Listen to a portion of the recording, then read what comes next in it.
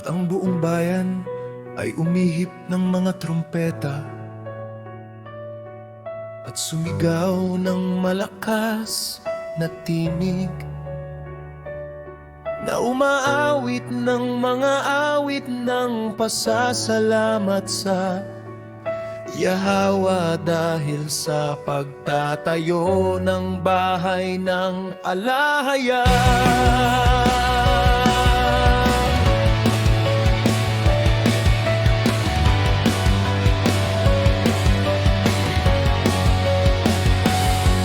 Gayon din sa mga saserdote at levita at sa mga pinuno ng kanilang mga angkan, ang mga matatandang nakakita sa dating bahay ay nagsiparon sa pagtatayo nito na may pag-iyak at malakas na pananangos.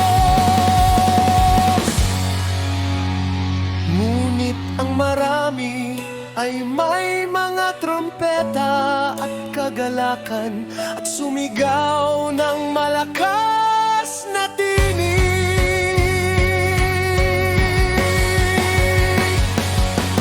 Ano pat ang mga tunog ng trompeta ay hindi na marinig dahil sa pag-iyak ng mga tao. Gayon pa man ang karamihan ay umingay ng katakataka, kaya't ito'y narinig sa malayo.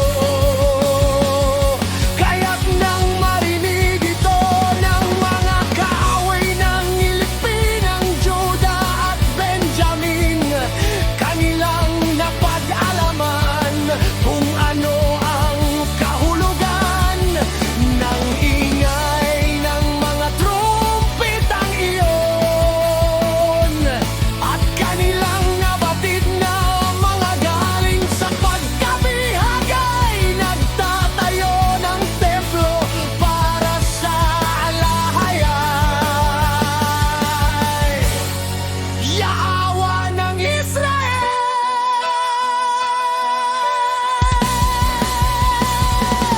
Kaya't sila'y nagsiparon kay Zorobabel at kay Jesus at sa mga pinuno ng mga angkan, at sinabi sa kanila, kami ay makikipagtulungan sa inyo sa pagtatayo,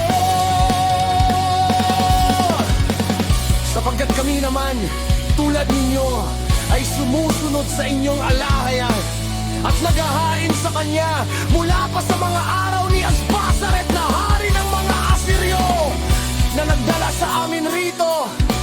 Nang magkagayoy sinabi sa kanila ni Zorobabel at Jesus at ng mga pinuno ng mga angkan ng Israel, hindi namin kayo kasama sa pagtatayo ng isang bahay para sa alahayan naming Yahweh.